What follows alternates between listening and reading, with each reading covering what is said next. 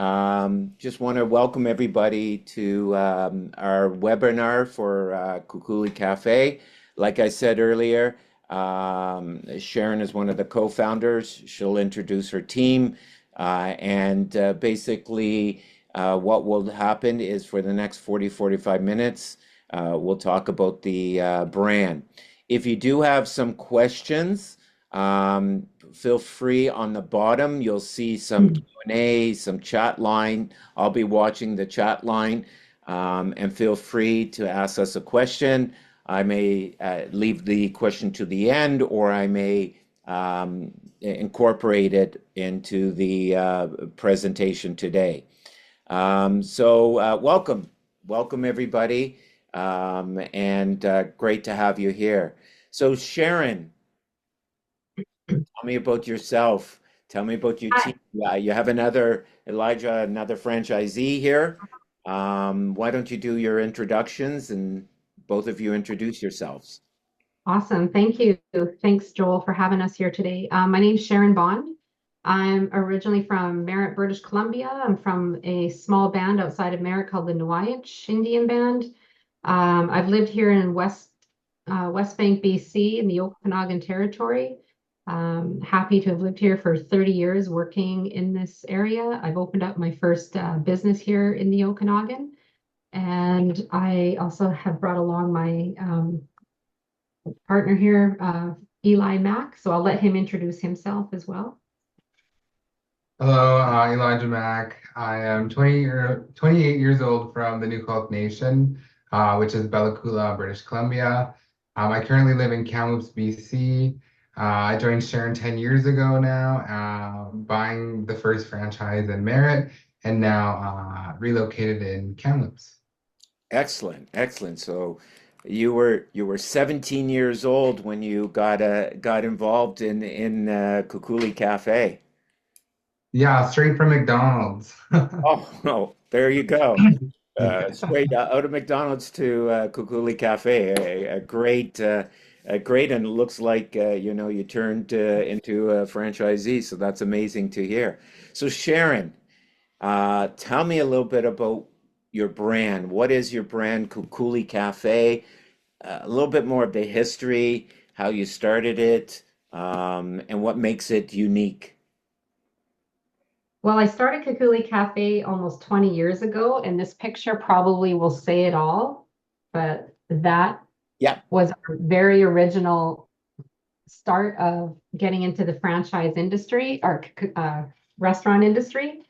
Our goal when we first opened our first original coffee shop, we were asked if we were a franchise. Were we from back east? Just because we branded our cafe so well. So we were the first Indigenous coffee shop here in the Okanagan that I knew about. And we've always wanted it to be a very high-end coffee shop. We serve organic, fair trade, certified coffee. We have a menu that is very different and unique.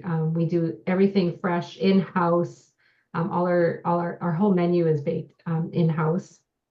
And our focus was to have that place where you could come into a cafe where you were acknowledged, you felt like you belonged, and we just really wanted that home style feeling of your home away from home, right? And you wanted to have something that was totally different than any other coffee shop out there. There's not too many that have a full menu like we do. So we have quite a blend of coffee and food. We're very creative in our food. We're authentic. We incorporate a lot of our traditional ingredients into our menu throughout. Like we use Saskatoon berries. It's a nice fruity, nutty berry that we use in our smoothies, that we use it in our dressings, our barbecue sauces, and some of our dishes that we make as well. And we also celebrate our Indigenous culture and our the history where we came from. When I was growing up as a little girl, we ate salmon, we ate venison. My mom and dad were both, they would hunt, they would fish, and so yeah, we that's how I grew up. Everything was fresh. There wasn't McDonald's for us. We didn't have those kind of things back where I was growing up. So I've always loved baking and I've always loved cooking. So when I was working in the school district, that's kind of where I started making bannock for my students. And from there, we opened up that little concession stand. And from that, we created a menu um, and a business plan. And we came out with our first storefront restaurant and just wanting to really um, show our culture and the foods and where we came from. So on my cup, that's my background, I have Bannock. And, I'm going around as been learning more about your brand. When I mentioned Bannock, I'm in Toronto. It's amazing how many people know what Bannock is. But maybe for our community out there, explain what Bannock is, how Bannock is made a little bit. Yeah, so bannock is a bread. It's one of the uh, for Canadians and in North America, there's so many Indigenous nations across Canada and North America, and everyone has their own style of bread. And it's also one of those breads that, like for instance, for my ancestors and everyone before me, bread was their sustenance to keep them going through the harsh winter months. And they were rationed ingredients from the government when you want to go more historical, where bannock came from. And so today we have brought this bread back. We brought this bread back into the millennium where we use it as a celebration, as something that, like, hey, we're still here. Bannock has helped us survive many, many different harsh things in the world, right? So bannock is a bread that we use in a lot of our dishes in our stores. We have it as a dessert. We use it as a savory dish. It's fresh made all the time in the store every morning. So there's a lot of different techniques, and there's hundreds of recipes out there. But we also have our one recipe, and it's like the magic secret ingredient in there. And we just call that the ancient native secret. And you only get to know it when you sign up and you get trained on Yeah. it. So is it hard to make bannock? Is it hard or do you need someone that's special, a baker in the morning that comes in? Maybe explain that, what happens in the morning at the restaurant cafe. I'll let Elijah talk a little bit about the bannock because he had to learn to make it. So let's see what he says. Well, I was very fortunate enough to have like a mother and a grandmother that had cooked bannock for many, many years. Um, it's interesting because I've worked with plenty of chefs over the years, and just about every single chef that I've worked with has said, like the one thing I cannot do is make bannock. And it's very interesting because, you have these like red seals, these executive chefs that have been cooking for decades that don't know the art of bannock. And I think what makes it so unique is that it's very simple, but it takes a lot of like, I don't, my mom would always say like, oh, you need to have love and you need to care about your food and you need to be like in a good place to be able to produce this wonderful bread that everybody loves. So I don't, for me, I think I had 2 or 3 training shifts, and then they just like, okay, make it for the entire restaurant. So personally, I don't think it was that hard. But again, like having my mother and my grandmother say like, just care for your food and it'll turn out the way you want it to. Excellent. So let's just so the community, these cafes, what size are they? Tell me a little bit about the inside, what you're looking for, and how that operationally it works inside. So what's the average size of these cafes? Well, we have the 3 locations here in the Thompson Okanagan. They all are about, our size right now in West Bank is 1,350 square feet. Merritt is just under 2,000 square feet, and the one in Kamloops, I believe, is also around 1,300 square feet. So those are a good size for a cafe.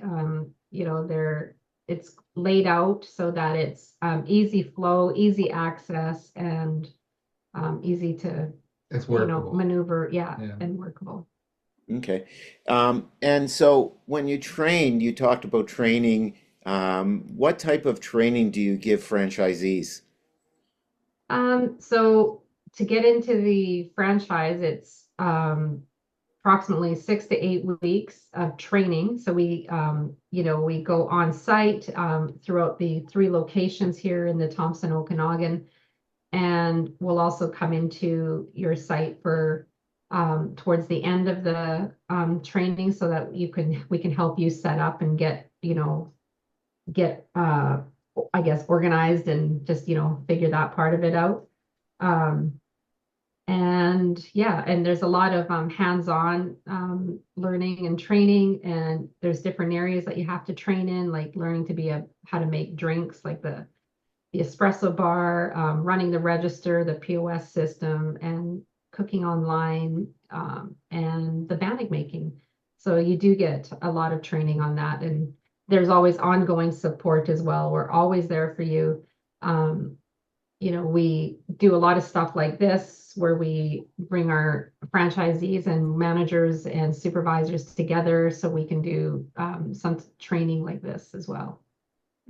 Okay. So you do train, you know, you do train. How do you support? Everybody wants to know marketing, to market the cafe. What do you expect? What role do you as a franchisor have?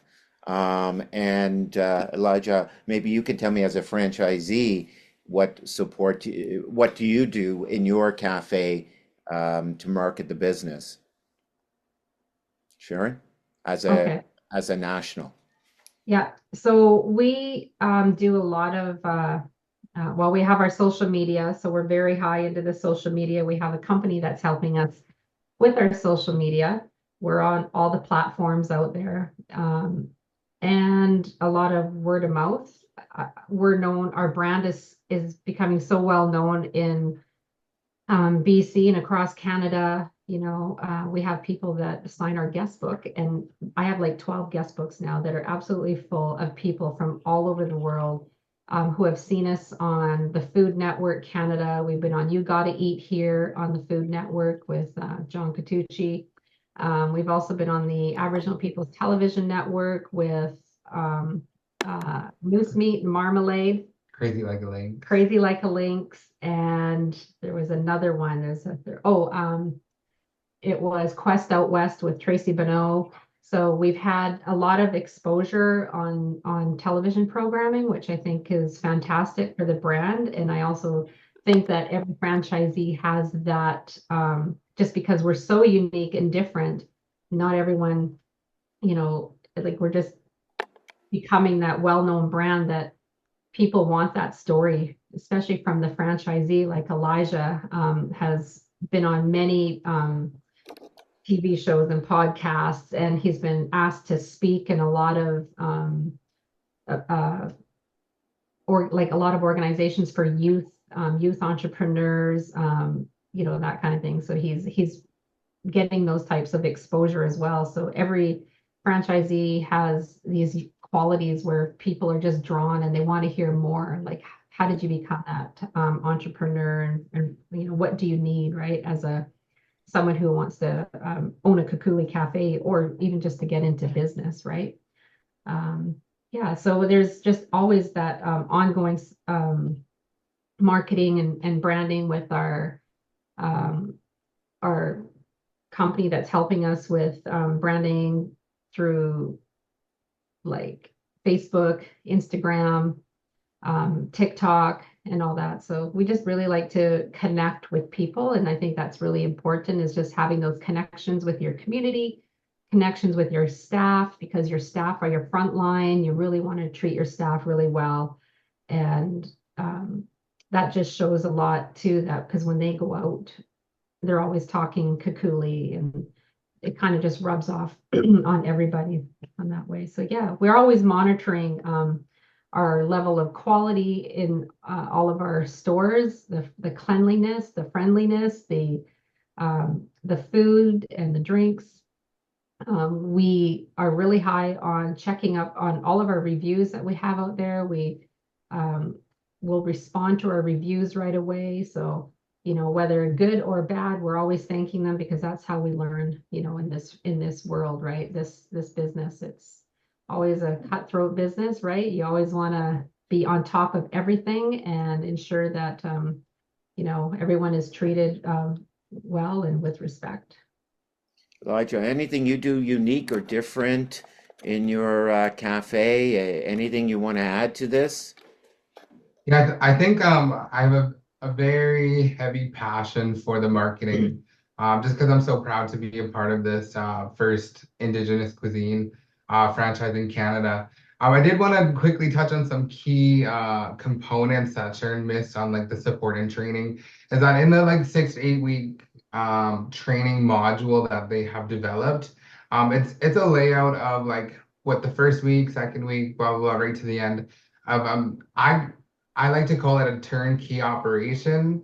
So you come in and the model's there for you, right from the time you sign the papers to you open your doors, to like I say 24-hour support because I could text Sharon and Darren at like 2 in the morning and they'll respond within like 4 to 6 hours. And if it's more important, then it's like within minutes, and I know I can call them at any time. So for me, like the support and the training in the franchise,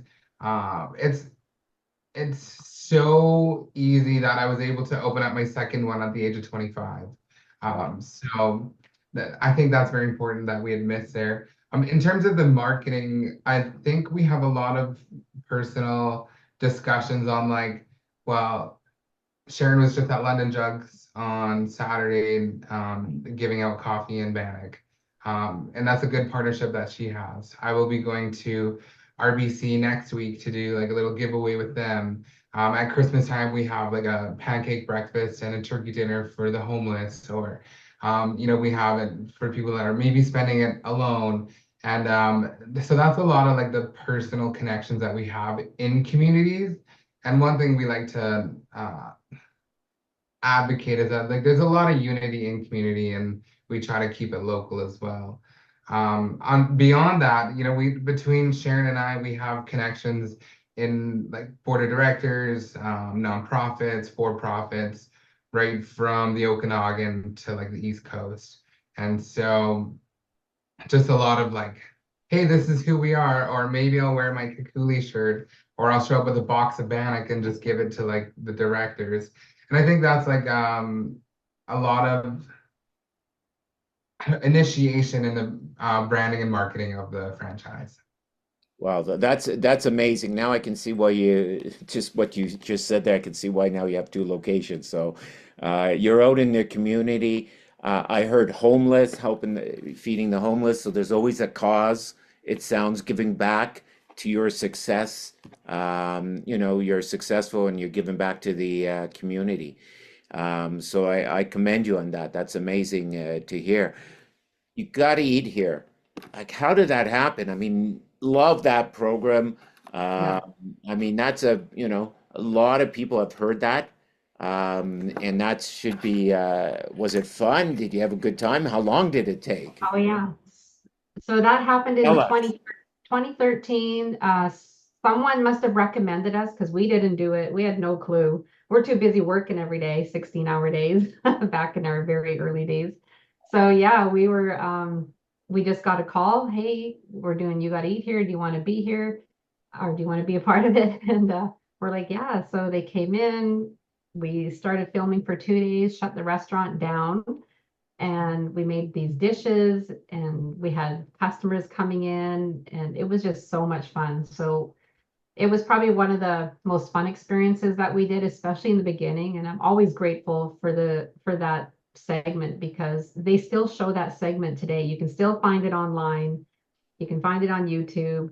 Um, and it's just been a really great thing for us, like everybody, and they played in so many countries now, so that's why we get people from like Britain, Germany, and all these places. They're coming from Australia. They've seen us online, so it's really cool that it's still out there, and it's kind of like a marketing tool for us now that we can when it pops up on our wall for some reason, we're like, oh my God, yes. So we can share it again because it's been a while, but it was a really great experience. Every, I think it for us, it's on Saturdays. Every Saturday, if it comes on TV, that's I'll sit there and watch it. So that's amazing. Oh, So tell me a little bit about, you've won a lot of awards, or you've won some awards that I see on your website and I've heard about. Tell me a little bit about the awards that you've won, and go from there. well, I we've won a few awards. I'm always surprised that, when I win these awards, when we win these awards, if it wasn't for my staff and, like we probably wouldn't win the awards because they're amazing. They have amazing customer service. So people see that and we just really, I guess, I've had Businesswoman of the Year 2020 with NACA, the National Aboriginal Capital Corporation of Canada. Um, they've always been a big supporter of Kekuli Café. Um, I've had local awards, and yeah, it's been good. I just ensure that I just do my business and just make sure my staff are happy, and we're trying to create something for people to come and enjoy something unique. So I guess that just puts us out there. I also won the 2009 BC Aboriginal Achievement Award, which is a, a big thing here in BC. And that was I think that was almost my first whole year being in business. And just because we were so unique and different and, scaling our business very quickly, uh, that happened. So yeah, I'm always grateful and To be in. So what about your growth? I mean, how many stores are you now? And I know you're coming up with another store, but how many stores are you? we have 4 locations right now. So we have West Bank or West Kelowna, as some people call it. Uh, we have one at the Okanagan College in Kelowna. So we have a grab and go kiosk, another business model that we're doing in there, with interest for the same model in other local places around the Okanagan. Also, we have Merritt, BC. It's in a hub town where people stop in for gas and food. And that it's one of our busiest locations for a small town. It's just crazy how busy it is. And then we have one in Kamloops, which is across from the hospital.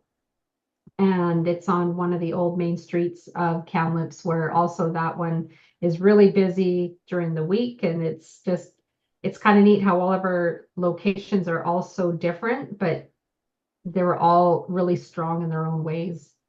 Yeah, it Uh, sounds like you're a community-based franchise, very big in it. I know you're going to do another store, another cafe, yes. in 2025, and I think it's going We, to potentially have a drive-through. yes, we are so excited to announce that we have our 5th location franchise going into Fort St. John, BC. We have our first ever working with a First Nations community that have taken on this project in the north. And we are so excited that they chose Kekuli Cafe to come into their community because we're, I guess they just wanted something that was very unique and something that they know that has been growing, and our brand has just become very strong. And when people are driving by up north and see that Kekuli Cafe is coming, my friend here is always getting texts like, oh my God, because BC is a small town, a small province, but Indian community is small. We just, the Moccasin Telegraph, we're always saying, this is coming to Fort St. John. And so people are so excited that we're opening up a drive-through location. We're really excited about that. We've been working on this type of business model for quite some time. So we're really excited to get that location going. So it sounds like you have drive-through locations. Well, you will. Yeah. You go into a grab and go, You can go into universities, and then really street fronts or hospitals. So you can have Airport. airports. So Yeah. really traditional, or what we call in our industry, non-traditional venues. It's very adaptable, the concept, it sounds like. How do you keep customer loyalty? Do you have any loyalty programs out there besides your community work? I think number one, that is what keeps customer coming back. Great service, great food. What about any loyalty programs out there you have? Yes, we've been working, we have a new loyalty app that just came out and we've made it interactive. You can online order. You collect points. It's VIP. It's very personable.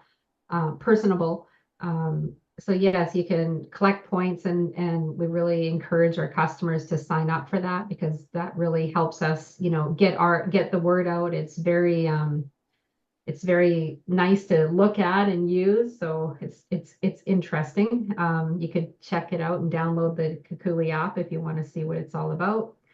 So yeah, the loyalty program is good for any Kekuli location. We can use it at our local grab and go kiosk. We could use it in our other locations in Merritt, Kamloops. So it's really nice to have that loyalty app. It's really well branded, really well thought out, and yeah, we're excited about that loyalty app. And we also have gift cards and loyalty cards for the stores because not everyone can use the app. So we do have a loyalty card that we use at the cafe as well. You can go onto our website as well, and you can, I believe, do online ordering on the website, also on our Facebook page. So yeah, there's lots of strategies that we use for marketing and using our loyalty app. So sounds like you're a brand that likes to adapt to the changing customer trends. It sounds like because app becoming more on Facebook. You're very traditional when I think when you started the brand, very traditional, but it sounds like you're adaptable to it. Technology, how are you? Are you embracing technology? I know you have a partner, Darren, and I know speaking to Darren, he's very you know, technology is very important to him. Yeah. Is there anything that makes you unique inventory control systems or anything that you're trying to look into? May not something have, but maybe looking into? Yes. Yeah, Darren Hogg is our COO, CFO. He's very on top of um, all the different technology things that are out there. I'm not a technology person. I'm more the marketing type networking person. So I wish Darren was here to explain But all I this to can you. I can um I can Go touch ahead. a little bit on that. Yeah. So right down from like taking the orders to taking inventory to placing the orders. We've gone through I would say probably like seven different systems in the last like 12 to 15 months, including like an entire software upgrade. So it's so intricate on the development side of it when creating the menu, the pricing, um, even just like the online integrations between the apps as well. And Darren has dialed that in so well, and he understands the systems before he'll launch it. So for someone like me, I can just go in and be like, "Hey, Darren, how come this isn't working?" Before I'll even reach the tech team because he's just understand the system so well. But yeah, we have like the POS system that will be integrated with the online ordering that will help with the inventory taking and tracking, which also produces a budget for the locations. So that it's just so advanced that it, when I say you can go in there, just enter the numbers, or you don't even have to. You just have to sign in, and it's pulled the numbers from your sales, your inventory tracking, to produce everything you need. I don't know, like almost like if you were to like they have those what is it, understanding technology for dummies or whatever. It's so simplified that like you could just go in there and it'll produce everything for you. Well, it sounds amazing because the biggest thing is, you know, in the franchise, a franchisee, needs to understand the numbers, right? To understand on a weekly, monthly, you know, business to understand their business because again, it sounds like the system can, you know, really tell you, you know, where your sales are probably year over year, and really analyze that, which is very, very good. And it sounds like your franchisor is very adaptable and easy to reach. And you know, Fix, It, you have your it could use with franchisor. Yeah. for our managers. Our managers could use those as well. So they're very, it's very easy to learn for your whole crew actually in the store. Okay. So great support, great training. I know that I had a question that where how many people would be the initial training that has come up. So it's you know a franchisee and their partner could come to the training for the 6 to 8 weeks. I'm assuming. And maybe tell me a little bit about your, you know, short-term growth, your long-term growth. Where do you see yourself going? What's the next thing that you're working on as a, you know, as a franchisor? Maybe you're looking to grow across Canada. What's maybe your growth plans?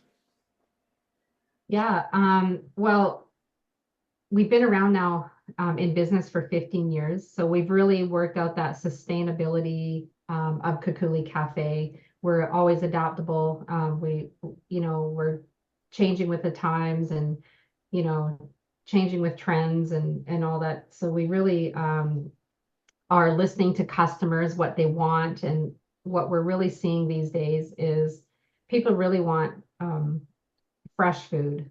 They're tired of fast food, processed foods, you know. So we, even as, you know, humans every day, we go home, we eat, we cook, and that's how we want to be at Kekuli. You come in, we cook, it's fresh, it's there for you, and you feel better when you walk away after eating a fresh, healthy, sustainable meal that's actually, you know, has been used like ingredients from our local communities like venison and salmon and those types of foods. You know, we listen to customers where we have this innovative menu, plus we're also a coffee shop. And I feel like we're more than this coffee shop, like you know, other local corporates. We really love the taste of a good coffee. It has to be fair trade. We always want to ensure that, you know, the people that we're supporting, the businesses that we're supporting, giving us the coffee, that their people are treated well, you know. So we're always looking at that and, you know, making sure that, you know, where we get our foods, we know where the food comes from. And even as Indigenous people for hundreds of years, we know that our food, you know, comes from the land, it comes from the water, it comes from, you know, the sky, it comes from underground, right? So we really want to make sure that those elements, you know, we use them, we respect them. And yeah, I just think it's just something that's really different. You know, we want to stay away from the processed foods, and we're always aware of the trends, and we always believe in learning and growing and trying to keep Kekuli Cafe as one of those places where you can go to get a good meal that's been made with love. Yeah. There's Elijah, sorry, go on. sorry, I had a funny experience over the weekend. My younger brother had basketball tournament in Kamloops, and he Yeah. was out in like the Valley View area, and it was like we were out there for 5 or 6 hours, and I was like, okay, well, I'm gonna go get a little snack from somewhere, or maybe I need to grab a bite to eat. And so I was like, oh, Starbucks is literally down the street, and I don't want to bring them up, but I have to bring them up because it was interesting because I went through drive-through and I was like, okay, maybe I'll get a breakfast wrap. Let me get a breakfast wrap. They're like, sorry, we don't have that. We ran out of food. And I was like, how does this place run out of food? And apparently there was some massive back order in their warehouse where they couldn't produce enough food. So then I was like, I text one of my friends, I'm like, I guess Starbucks is out of food. And they're like, yeah, they're in Merritt as well. And I was like, that's interesting because like at work, we would just whip it up on the spot and like we wouldn't run out. And I just thought it was interesting that such a big corporation could run out of food. Meanwhile, we make it pretty much to order like fresh every day. And so it was just an interesting concept to be in that situation where you have limited access to like fresh food in the area. And I mean, I could go back to work and get a sandwich, like, but we're like 20 minutes down the road that way, 20 minutes back kind of thing. And so it was just a very interesting experience for me to be in that situation. So tell me, that opens a question that I just thought. Tell me what a day at work looks like. Like, how does your day start? You know, a lot of people want to get into business. They want to, I guess that freedom, somewhat to come and go and work on their own. Like they say, a franchise. You're in business for yourself, just not by yourself. But what's a day life as a franchisee? Maybe let the community out there know. Yeah, and actually there was a question earlier about startup staff. So I know when I opened up Kamloops, I had 28 to 30 roughly, and that was just like just enough staff to make it with that. Oh, and I was even paying overtime because we were just so busy.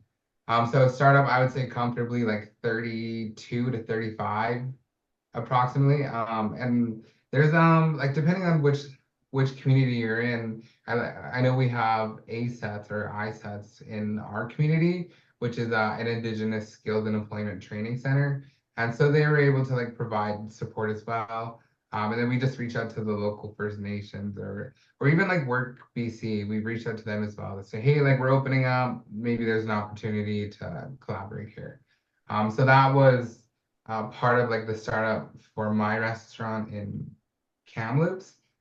But as a franchisee, I don't know, it's a day to day that looks different every day. Like Mhm. I sit on different boards and organizations and I have different, I don't even know, it's every location has a unique experience, I guess. Like Mhm. in Merritt, we're more of like a food-based town. People come to us to eat food more or less than the coffee, whereas in Kamloops, we'll make 100 more Bannock in Kamloops than we will in Merritt.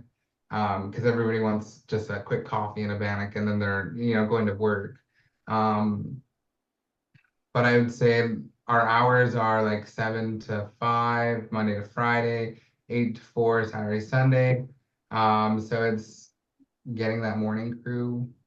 Um, it's funny, I was looking at the stats the other day and I'm like, Mhm. we actually sell way more breakfast in Kamloops than we do Merritt, and in Merritt we sell way more lunch. So I've noticed that we're more of a morning type. Of I guess, business. yeah. I don't know. So it's really interesting to see how we measure all these different um, the different areas in Merritt, Kamloops, West Bank, and what's selling and what's more prominent in the communities. So it's really, and then we think, okay, now we can push this because we're doing this. So let's push this coffee this week or drink or whatever or food item. So it really we can track all that on all of our systems here. And yeah, so it's And like the a week we day in the do. life. We do like weekly meetings too. Sometimes they're like 20 minutes, sometimes they're like 3 hours, depending on what we're talking about. But a lot of it is like, how was your week in the restaurant? Especially now, so more than ever, because we're kind of dipping into our slower season. So we're just like figuring out how we can market ourselves better in the off season to be like more sustainable, right? So it's like those weekly meetings of like what worked for us this week, what didn't work, and what can we do now, because we've realized over the years that like we won't realize what's happening until like Yeah. it's already been done, so you can't really control it at that point. So we've gotten a lot better on like, hey, maybe we should focus on this now. Yeah, which is excellent. It shows that you have community, communication between each other. Franchisees always learn from, fellow franchisees, what's working, what's not. So that's outstanding. So it sounds like you do a lot of support, a lot of community. There's a lot of analytical And maybe, we're coming up to about 40, 45 minutes. I want to keep it. Maybe, Sharon, any advice about buying a franchise, buying a Kekuli Cafe, or just buying a business that you'd like to share with the community? Yeah, I think like if I go back to the first day of opening my doors at Kekuli Cafe in West Bank here back in 2009, and I'm like, you always think, who's going to come, right? And I really had to, really trust in myself to know that this is something that is going to be huge. And it's become such a brand for our communities, where people can feel connected. And I think that's really important is just having that connection. So when you go into something, you go in with your heart, you go in with your heart and soul, um, and be coachable, open-minded, willing to learn. You're going to be the face of your business, and you want to treat people with kindness and respect. And I think those are really important qualities to have as a human. Yeah. And this really does. I always say, you get back what you put out, right? The whole universe, right? That's kind of how we've lived our business, is just ensuring that whatever we put out, it will come back to us tenfold over time. And, the business can be very rewarding, when you follow systems, when you're being coachable, and you're listening, and communication is key. So those are really important things, I think, as someone who wants to get into business, um, just to have those qualities. Thank you. Excellent, excellent. Elijah, anything? Any advice? It's funny when you asked that, I was thinking Sharon always brings up like your what you put in the business is what you're gonna get out of the business, and that's always stuck with me because sometimes I'll only put 20 to 30 hours a week in, and it'll show, and sometimes we'll put 40 to 50 hours a week in, and it shows in your success. So that's very strong in the back of my mind. In an average work week, that's what I think about. If I were to give someone advice, I would say if you want to do it, you're passionate, and you're willing to do what it takes, just take that first step and do it because it is very rewarding. And I've been so privileged to have Sharon and Darren in my corner because I walked into this as a high school dropout, and I was 21 turning 22, and I managed to buy a franchise, which is almost paid out now. So it's very big risk, but comes with a big reward. Excellent. Thank you very much. I won't keep anybody here. We've gone past our timeline. I thank you, Elijah. Amazing story of how you've come, and at a young age, it shows start business when you're young, start business when you're old. It doesn't matter, but congratulations to you, Sharon. You have a great brand, very good success stories, awards, got to eat on TV, got to get yourself on TV, all that kind of Yeah. stuff, and a beautiful brand. So thank you very much. Everybody, take care, and we'll talk to you soon.